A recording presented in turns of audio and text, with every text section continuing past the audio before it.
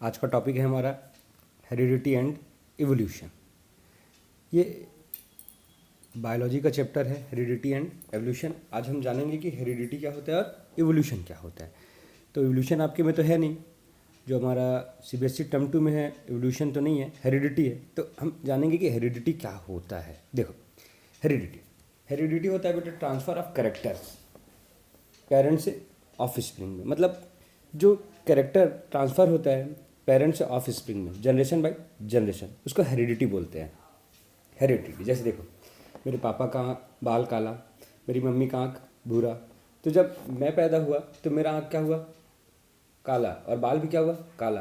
तो मेरे में ट्रांसफ़र हुआ, जो कैरेक्टर ट्रांसफ़र हुआ मेरे पेरेंट्स का, मेरे पेरेंट्स जैसे थे उनका कैरेक्टर जो ट्रांसफ़र हुआ उसको बोलते हैं हेरिडिटी। और वेरिएशन किसको बोलते हैं? तो वेरिएशन का मतलब होता है जो डिफरेंस आता है ट्रेट में मतलब ऑफस्प्रिंग में, ठीक है, इंडिविजुअल स्पीसीज़ के, है ना, उसको बोलते हैं। तो इसका मतलब ये है कि जैसे मैं और मेरा भाई दो हैं, दोनों के मम्मी पापा एक है। तो मेरी मम्मी और मेरे पापा, कब मैं बड़ा लड़का, मेरा भाई छोटा लड़का, फिर मैं बड़ा हाइट में बड़ा हूँ, मेरा भाई छोटा है। तो हम दोनों के बीच में जो फिजिकल कैरेक्टर्स का डेफिनेशन है, डिफरेंस आ रहा है, जो फिनोटाइप्स का जो डिफरेंस आ रहा है, वो जो डिफरेंस है उसको बोलते हैं variation. The difference state shown by individual or species also of by offspring of same parent are known as referred as a variation। अब सीबीएसई क्वेश्चन पूछता है कि सेम पेरेंट्स के होने के बाद भी चाइल्ड डिफरेंट क्यों होते हैं, तो वेरिएशन की वजह से होता है। वेरिएशन का डेफिनेशन दे दीजिएगा और आप बताइएगा कि वेरिएशन आता कैसे है। देखिए, वेरिएशन ऐसे आता है कि मान लो ये फादर और ये मदर, इनका जेनेटिक मटेरियल और इनका जेनेटिक मटेरियल, तो जब ये इनहेरिटेड होते हैं तो 50% इनका आता है और 50% इनका आता है, दोनों के मिल के 100% होता है। तो जो 50% कैरेक्टर्स मम्मी का और 50 कैरेक्टर्स फादर का मिल के जो बनता है उसको बोलते हैं बेटा। और ये इसलिए होता है कि हर बार जो जेनेटिक कोड्स होते हैं वो चेंज होते हैं, ठीक है। और फिर नेक्स्ट टॉपिक है कि फर्टिलाइजेशन क्या होता है। ओवम और स्पर्म, जब ओवम से स्पर्म मिलता है उस प्रोसेस को फर्टिलाइजेशन बोलते हैं। और फर्टिलाइजर्स के प्रोसेस में जो जो फर्दर प्रोसेस होता है जिसमें एम्ब्रियो का डेवलपमेंट होने से पहले का जो स्टेज होता है उसको जाइगोट बोलते हैं, ठीक है। और फिर होता है कि डोमिनेंट क्या होता है, रिसेसिव क्या होता है। तो यह देखिए, यहाँ एक पिक्चर दिख रहा है आपको, ये सबका बॉस है, तो ये डोमिनेट कर रहा है, और ये बाकी सब क्या हो गए, रिसेसिव के फॉर्म में हो गए। जो कैरेक्टर शो होगा उसको डोमिनेंट कैरेक्टर बोलेंगे, और जो नहीं होगा उसको रिसेसिव कैरेक्टर बोलेंगे। जैसे देखो, मेरी मम्मी का आँख ब्लू है ना, मेरे पापा का आँख ब्लैक है, और जब मैं पैदा हुआ तो मेरा आँख ब्लैक हो गया। तो जो पापा का जो कैरेक्टर्स था ब्लैक आइज, हिप्नोटाइज, है ना, तो ये मेरे में भी आ गया। और मम्मी का जो ब्लू आइज है उसका नहीं आया, तो मेरी आंखें ब्लैक हो गई। तो पापा का जो एलील था ब्लैक कलर का आई का, वो डोमिनेट कर गया मम्मी के ब्लू आइज से, और मेरी आंखें ब्लैक हो गई। तो जो मेरी आंखें जो ब्लैक हुई उसको बोलते हैं डोमिनेंट, है ना। और ब्लू आई क्या हो गई, रिसेसिव हो गई। कभी कभी को डोमिनेंट होता है, पापा का आंख ब्लैक, मम्मी का आंख ब्लैक, मेरा भी आंख ब्लैक। अब पता तो नहीं चलेगा कि कौन डोमिनेंट है कौन रिसेसिव है, तो उसको बोलते हैं को डोमिनेंट। उसको क्या बोलते हैं बेटा, को डोमिनेंट, ठीक है, समझ में आया। ये एलील हमेशा पेयर में होते हैं बेटा, एलील हमेशा पेयर में होते हैं, ठीक है। जैसे ए एलील, ये एलील, इस एलील से हम लोग क्या बनाए, एक पेयर बना। और एलील ही एक स्मॉलेस्ट कैरेक्टर्स होता है, इस एलील ही एक स्मॉलेस्ट कैरेक्टर्स होता है। फिर होमोजाइगस और हेट्रोजाइगस, अगर सेम है, ये देखो ये सेम है, जो सेम कैरेक्टर हो उसको बोलते हैं होमोजाइगस, और जो एक सेम ना हो उसको बोलते हैं हेट्रोजाइगस। ये देखो, बड़ा ए छोटा ए हेट्रोजाइगस, ए हेमोजाइगस, ये होमोजाइगस, और ये हेट्रोजाइगस, ठीक है, समझ में आ रहा है बेटा। ठीक, आगे बढ़ते हैं। फिर आपको एग्जाम में पूछता है कि व्हाट इज द जीनोटाइप्स। तो जीनोटाइप्स क्या होता है, जो जेनेटिक मटेरियल की वजह से किसी भी ऑर्गेनिजम्स में जो उसके फिजिकल में चेंज आता है, जेनेटिक मटेरियल की वजह से, जेनेटिक की वजह, जीन्स की वजह से जो उसके फिजिकल कैरेक्टर्स में जो चेंजेस आता है उसको बोलते हैं जीनोटाइप। जीनोटाइप, ये देखो इनके जीन की वजह से इनके में डिफरेंस आया और ये हमको फिजिकल अपीयरेंस दिखा। और ये फिनोटाइप्स, जो हमारा फिजिकल अपीयरेंस है, जो हमारे आउटसाइड की बॉडी के जो शेप और साइज होता है ना, करेक्ट शेप और साइज होता है ना, जैसे आँख, गाल, चेहरा, नाक, मुंह, है ना, ये जो दिखता है इसको बोलते हैं फिनोटाइप्स। ठीक है, जो आप देखते हैं प्रत्यक्ष तौर पर, किसी को आप जब प्रत्यक्ष रूप से देखते हैं कि वो कैसा दिख रहा है, वो होता है फिनोटाइप्स। और जो दिखने का रीज़न है जो अंदर में छुपा हुआ है, जैसे कंप्यूटर में होता है ना, हम हार्डवेयर को देख सकते हैं, तो जो हार्डवेयर है वो फिनोटाइप हो गया बेटा। सॉफ्टवेयर जो कोडिंग होती है, जो प्रोग्रामिंग होती है, वो जीनोटाइप्स हो गया।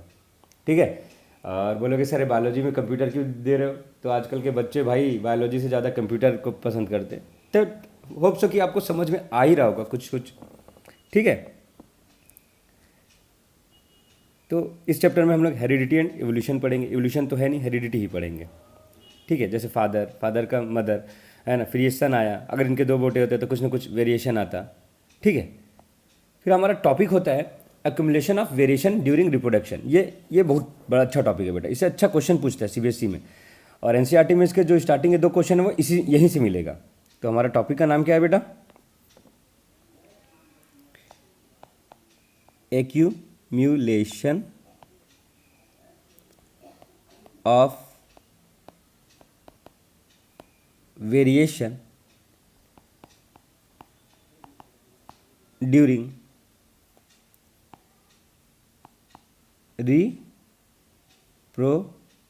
रिप्रोडक्शन। इसका मतलब क्या होता है समझते हैं। देखिए, रिप्रोडक्शन 2 टाइप्स के होते हैं, सेक्सुअल एंड असेक्सुअल। असेक्सुअल में कम वेरिएशन आता है क्योंकि उसमें सिंगल पेरेंट इन्वॉल्वमेंट होता है, जाइगोट का फॉर्मेशन नहीं होता है ना, गेमेट का फॉर्मेशन नहीं होता, गेमेट सेक्स सेल्स नहीं होते, वो सिंगल पेरेंट्स के इन्वॉल्वमेंट की वजह से उसमें उतना वेरिएशन नहीं आता है ना, और उनकी डीएनए कॉपिंग नहीं होती, डीएनए की कॉपिंग एग्जैक्ट होती है ना। हमारे में क्या होता है, हम सेक्सुअल रिप्रोडक्शन है, हमारे में 1-2 पेरेंट्स इन्वॉल्व रहते हैं, दोनों के अलग सेक्स सेल होते हैं, एक का मेल का स्पर्म, फीमेल का गेमेट्स, और उनमें जो क्रोमोसोम्स होते हैं 23 पेयर के होते हैं, तो 50% हमको फादर का मिलता है, 50% हमको मदर का मिलता है। तो जो डीएनए की कॉपिंग होती है वो एग्जैक्ट नहीं होती। क्यों? क्योंकि भाई मेरी मम्मी भी तो उनके पापा से आए, उनका भी 50-50, मेरे पापा भी, उनका 50-50, फिर उनके ऐसे जनरेशन बाई जनरेशन धीरे धीरे सबके कैरेक्टर्स मिक्स हो रहे हैं, तो मेरे में एग्जैक्ट कैरेक्टर कैसे आएगा? तो ये होता है रिप्रोडक्शन का। ठीक है, accumulation of variation in reproductions. ठीक है, तो जनरेशन बाई जनरेशन वेरिएशन आते ही जाते हैं। हो सके कल मेरा बच्चा है वो काला हो, है ना, मैं गोरा हूँ वो काला हो, तो ये किसकी वजह से आएगा वेरिएशन? क्यों? क्योंकि हो सके मेरे जो मम्मी पापा हैं वो तो थोड़े काले हैं ना, तो हो सके उधर से आ जाए इनहेरिटेंस करके। ठीक है, तो सेक्सुअल रिप्रोडक्शन के फ़ायदे क्या है? देखो, सेक्सुअल रिप्रोडक्शन के एक्युमुलेशन क्या होता है, बिकॉज जो सेक्सुअल रिप्रोडक्शन होता है उसमें chance of separation of chromosomes during gamete formation हमने पढ़ा था। Crossing over during meiosis, 2 question होते हैं बेटा, माइटोसिस और मियोसिस। वैसे तो मैं इसको रिप्रोडक्शन चैप्टर में अच्छे से डिफाइन करूंगा। मियोसिस का मतलब होता है सेल का फ्यूजन, फ्यूजन का मतलब है मिल जाना, जब स्पर्म ओवम से मिलता है उसको बोलते हैं फ्यूजन, उसको मियोसिस। माइटोसिस सिस मतलब सेल का डिवीजन, माइटोसिस का मतलब सेल का division. Chance coming together of chromosomes during fertilization, है ना, chance coming together the chromosomes during fertilization. Mutation होता है, जो म्यूटेशन होता है, जो अल्ट्रेशन होता है जेनेटिक मटेरियल की वजह से, उसी की वजह से क्या होता है, वेरिएशन आता है। उसी की वजह से क्या आता है बेटा, वेरिएशन आता है। ठीक है,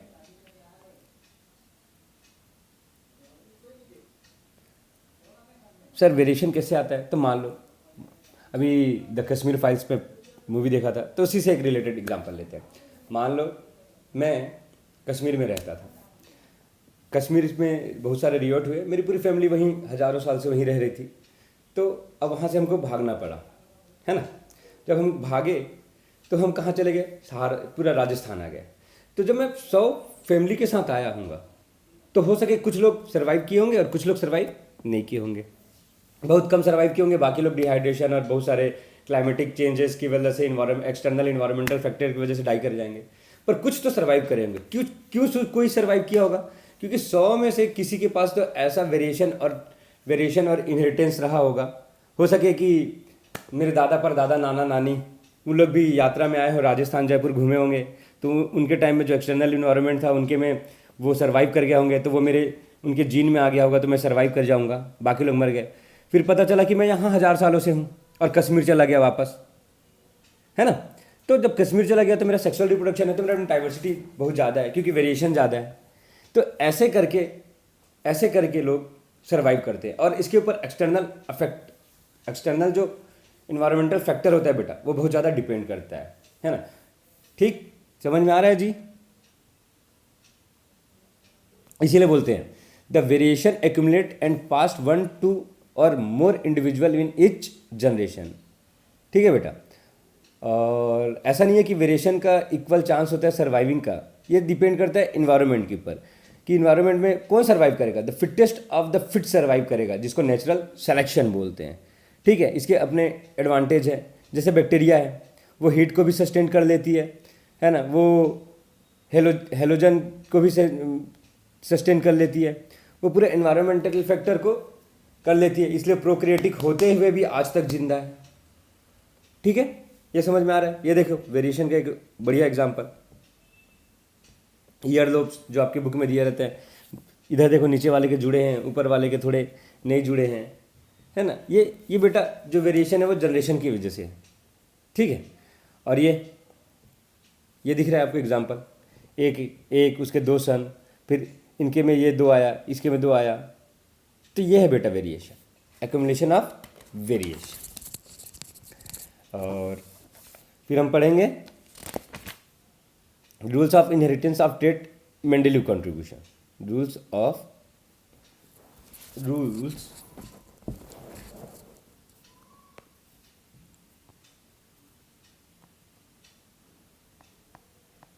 rules for the inheritance of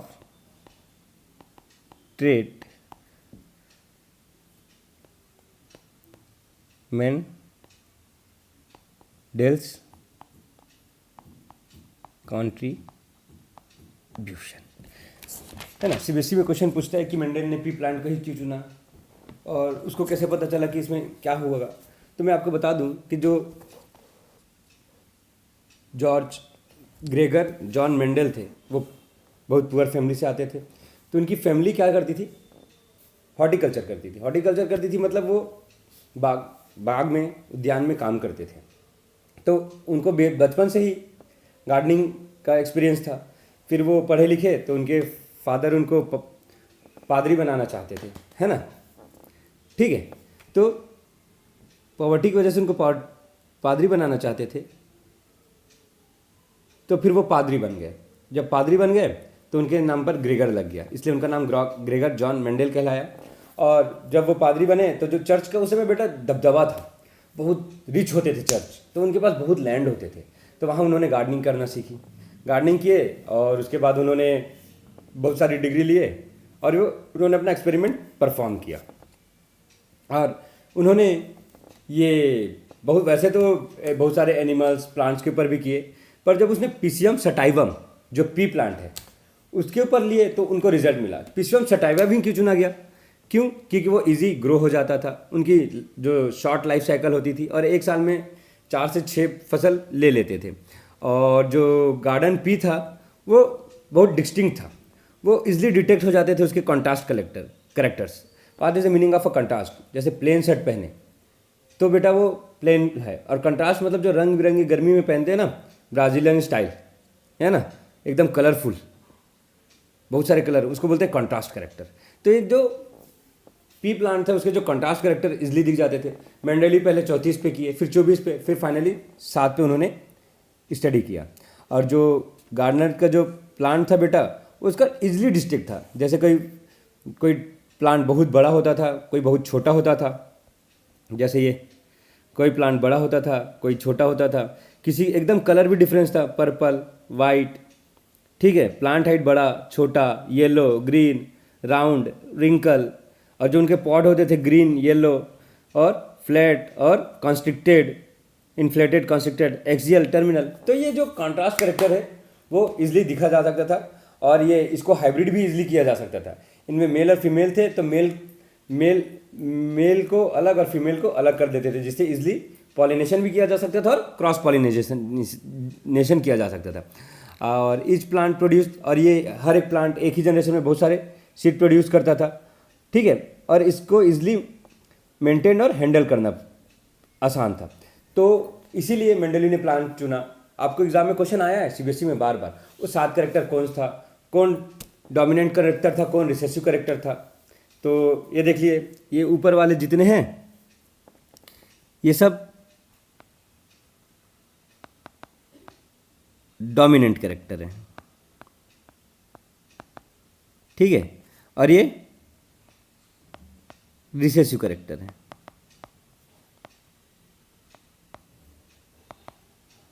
ठीक है बेटा, तो आप इससे इजीली याद कर सकते हैं कि कौन डोमिनेंट कैरेक्टर है, कौन रिसेसिव कैरेक्टर है, ठीक। फिर मेंडेलीव ने जो एक्सपेरिमेंट किया, तो एक्सपेरिमेंट कैसे किया, तो पहले सबसे पहले उन्होंने प्योर प्लांट सोचा। अब प्योर प्लांट कैसे मिलेगा, तो उनको तो 4-5 साल प्योर प्लांट में लग गया। जैसे हम लोग ये टीटी और टीटी, बेटा ये प्योर प्लांट है, ये प्योर डॉर्फ है और ये प्योर टॉल है। ये लेने के लिए उन्होंने 2-3 साल तक बार बार फसल उगाया, है ना, उसको अलग किया, फिर उसको बार बार पॉलिनेशन कराया तब तक कराया कि जब तक सारे के सारे टॉल ना हो जाए। जब स्मॉल होता था उसको हटा देते थे, फिर से करते थे, तब तक किया बेटा जब तक प्योर टॉल नहीं मिल गया, ठीक है, प्योर टॉल। और उन्होंने फिर क्रॉस कराया, मोनोहाइब्रिड, मतलब एक कैरेक्टर्स के साथ, फिर 2 कैरेक्टर्स के साथ, 3 कैरेक्टर्स के साथ। आपके एग्जाम में 2 ही कैरेक्टर आएगा, एक मोनोहाइब्रिड का आएगा और एक डाईहाइब्रिड का आएगा। जो मोनोहाइब्रिड का मतलब सिंगल कैरेक्टर, डाईहाइब्रिड मतलब जिसके 2 कैरेक्टर हो, तो पेरेंटल जनरेशन क्या होगा,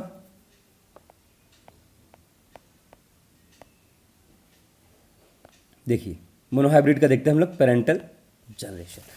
सबसे पहले उन्होंने पेरेंटल जनरेशन के लिए बेटा प्योर प्लांट लिया, जैसे ये टॉल और ये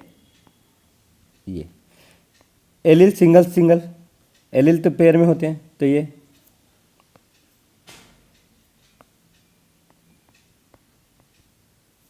ठीक,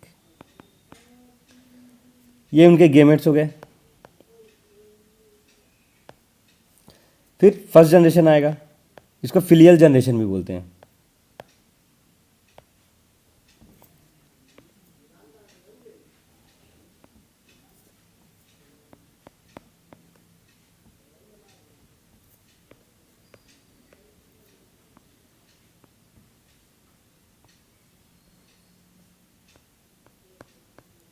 ठीक, अब देखो बेटा, ये तो हाइब्रिड हो गया। टीटी का मतलब था प्योर टॉल, इसका मतलब था प्योर स्मॉल। अब ये क्या हो गया, हाइब्रिड हो गया। तो हमेशा याद रखना, जब एक बड़ा टी और एक छोटा टी रहेगा, तो देखो इसमें कैपिटल लेटर है, जब भी एक कैपिटल लेटर रहेगा तो कैपिटल लेटर क्या होगा, डोमिनेंट होगा। और डोमिनेंट मत होगा मतलब ये जो गेमेट होगा वो हमेशा क्या कहलाएगा, टॉल कहलाएगा। क्या कहलाएगा बेटा, टॉल कहलाएगा। ये देखो यहाँ भी है, इसमें बड़ा कैपिटल, जिसमें भी कैपिटल लेटर रहेगा वो क्या कहलाएगा, डोमिनेंट है, मतलब ये टी प्लांट कैसे बनेगा, टॉल, ये टॉल, ठीक है, ठीक। अब देखिए F1 जनरेशन हमारा क्या आया, टी टी टी, ठीक। अब इनका सेल्फ पॉलिनेशन करेंगे, सेल्फ पॉलिनेशन। तो जब सेल्फ पॉलिनेशन करेंगे तो इसका इसके साथ तो क्या होगा, टी टी, फिर इसका इसके साथ तो क्या मिलेगा, बड़ा टी छोटा टी, फिर छोटा टी और बड़ा टी, फिर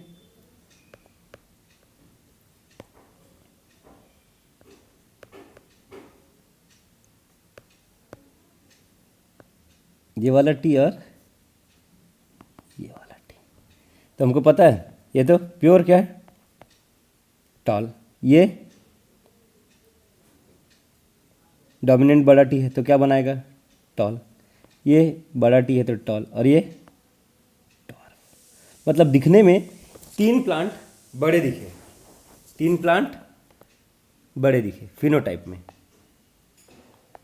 और एक प्लांट कैसा दिखा बेटा, छोटा दिखा। तो ये इसका फिनोटाइप्स कैरेक्टर हो गया। अब जीनोटाइप्स कैरेक्टर की बात करें तो देखो टी टी टी टी, बड़ा टी, और यहाँ पर छोटा टी। तो ये एक ठो है, ये 2 ठो है, ये 1 ठो है। तो ये इसका जीनोटाइप्स कैरेक्टर हो गया। और यही मोनोहाइब्रिड है आपका, यही आपका क्या है, मोनोहाइब्रिड है। तो आपको ये समझ में आया मोनोहाइब्रिड कैसे बनाते हैं। और ज़रूरी नहीं कि बेटा टी का भी आए, आपको एग्ज़ाम में इसका भी दे सकता है, पॉड का दे सकता है। 7 कैरेक्टर्स हैं बेटा, 7 कैरेक्टर्स हैं।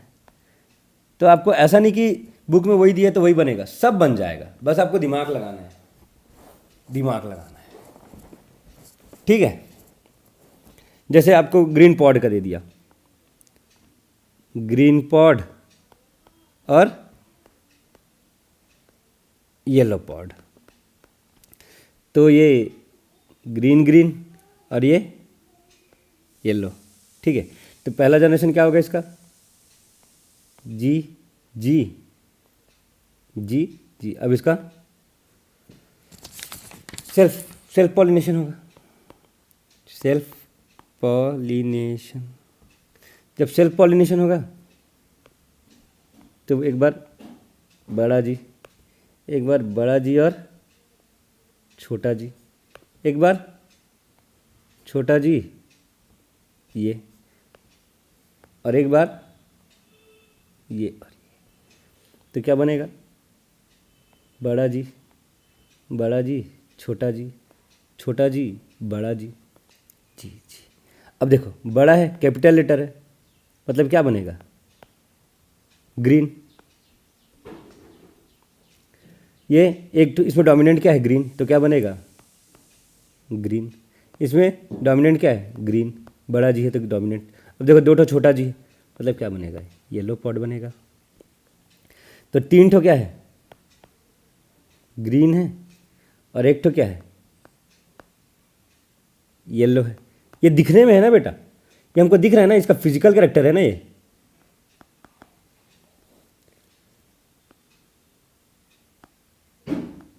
जब ये हमको दिख रहा है तो ये हमारा क्या कहलाएगा, फिनोटाइप। और ऐसे में ये देखो जी जी जी जी, छोटा जी, बड़ा जी, जी जी। ये कितना ठो है, 1 ठो। ये कितना ठो है, 2 ठो। ये कितना ठो है, 1 ठो। तो ये हमारा क्या कहलाएगा, जीनोटाइप कहलाएगा। इसमें देख लो, ये अगर आपके कलर में दिया फ्लावर वाइट, पर्पल क्या है, डोमिनेंट है। पर्पल क्या है बेटा, डोमिनेंट है। तो आप इसका भी ऐसे बना सकते हैं। ये मान लो बड़ा पी और ये छोटा पी। बड़ा पी क्या है, पर्पल। छोटा पी क्या है, वाइट। बड़ा पी, छोटा पी, पहले तो प्योर, फिर बड़ा, फिर एक बार बड़े के साथ, फिर एक बार छोटे के साथ, फिर एक बार छोटा और बड़ा, और एक बार छोटा और छोटा।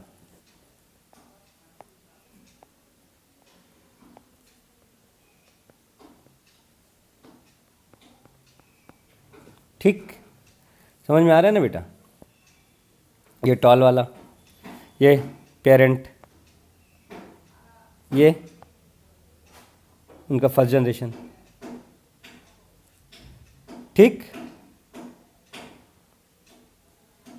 जीनोटाइप में देखो 1:2:1, 1:2:1, जीनोटाइप में 3:1, this is the phenotype and this one is a genotype। तो ये मोनोहाइब्रिड का है। अब आपको हो सके एनिमल पूछ दे एग्जाम में, 2 एनिमल का, डॉग का पूछ दे, मस्टर्ड का पूछ दे, बियर का पूछ दे, चिंपैंजी का पूछ दे, कुछ भी हो बेटा, कुछ भी हो, कुछ भी हो, पहले आप प्योर बनाइएगा। तो एक में क्या होगा, डोमिनेंट कैरेक्टर आएगा और एक रिसेसिव। डोमिनेंट कैरेक्टर और रिसेसिव कैरेक्टर का मतलब है जो दिखेगा फिनोटाइप में वो डोमिनेंट और जो नहीं दिख रहा है रिसेसिव। इसलिए एक को हम बड़ा कैपिटल को डोमिनेट और छोटे को स्मॉल लेटर से डिनोट करते हैं, ठीक है। फिर उनका F1 जनरेशन बनाइएगा। F1 जनरेशन में बनाएंगे तो जैसे कि D D D D, pure क्या था, डी डी। फिर एक बार बड़ा डी और छोटा डी, एक बार छोटा डी बड़ा डी और एक बार छोटा छोटा। तो फिनोटाइप में 3 बड़े हो गए, जीनोटाइप में ये 1 है, ये 2 है और ये 1 है। कुछ भी हो, जब भी मोनोहाइब्रिड बोलेगा तो फिनोटाइप में बेटा यही रेशियो आएगा, चाहे किसी का भी हो। और जीनोटाइप में इसका आएगा। ये देख लीजिए, मोनोहाइब्रिड क्रॉस दिख रहा है ना बेटा, मोनोहाइब्रिड क्रॉस आपको, ये मोनोहाइब्रिड क्रॉस। अब डाई हाइब्रिड के बारे में पढ़ते हैं। डाई हाइब्रिड, देखिए डाई हाइब्रिड बनाने के लिए मैं आपको एक सिंपल सा तरीका बताता हूँ, हो सके आपको समझ में आ जाए और एंजॉय करें। बेटा क्वेश्चन फिक्स्ड है आना मोनोहाइब्रिड और डाई हाइब्रिड से। इसमें क्या होता था, मोनोहाइब्रिड वाले में एक ही कैरेक्टर होता था, ये एक कैरेक्टर को शो कर रहा था। पी के पास तो 7 कैरेक्टर है, तो 7 में से कोई भी 2 कैरेक्टर को हम लोग ले सकते हैं। मैं आपको एक समझा रहा हूँ, बाकी सब का सेम होगा, ठीक है। देखिए जैसे हम ले रहे हैं राउंड और yellow colour seed, round and yellow colour का सीड ले रहे हैं, और इधर ले रहे हैं हम लोग wrinkle and green colour, wrinkle and green colour, ठीक है। तो पहले पेरेंटल जनरेशन बनाना पड़ेगा हमको।